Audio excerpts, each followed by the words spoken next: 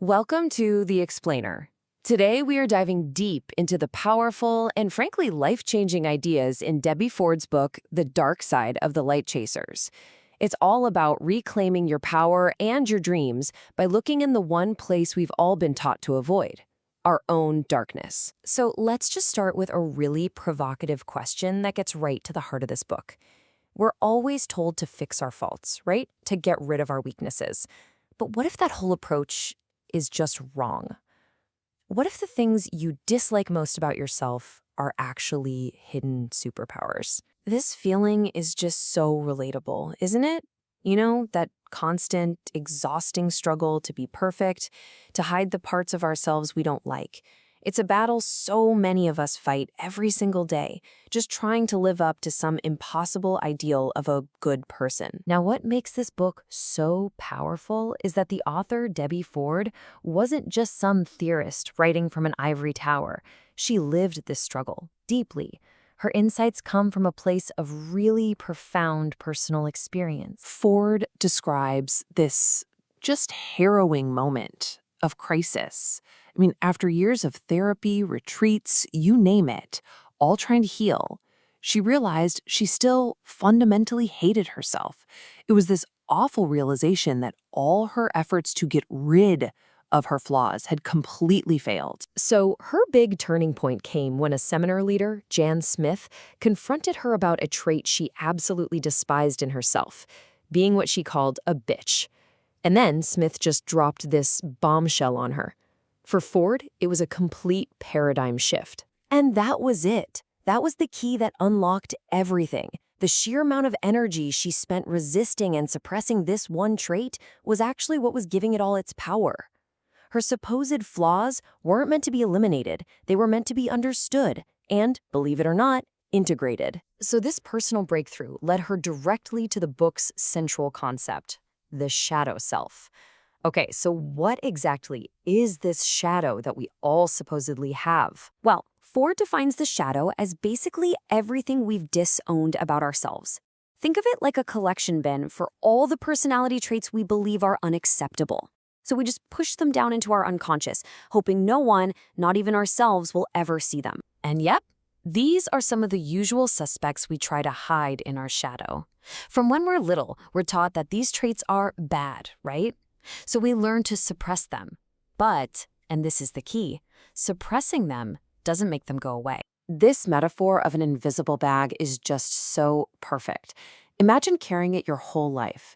It starts out small, but as you grow, you just keep stuffing more and more of yourself into it until it gets incredibly heavy, weighing down every single part of your life. To understand how to even find what's in our bag, Ford introduces this whole new way of looking at things. The universe isn't some separate thing out there. Nope, it's a mirror. Everything you see out there, the good, the bad, the ugly, it's just a reflection of something that already exists inside you. Okay, so this brings us to a really practical tool. This explains why certain people get so intensely under your skin. You know who I'm talking about. That one coworker, that family member, maybe even a celebrity.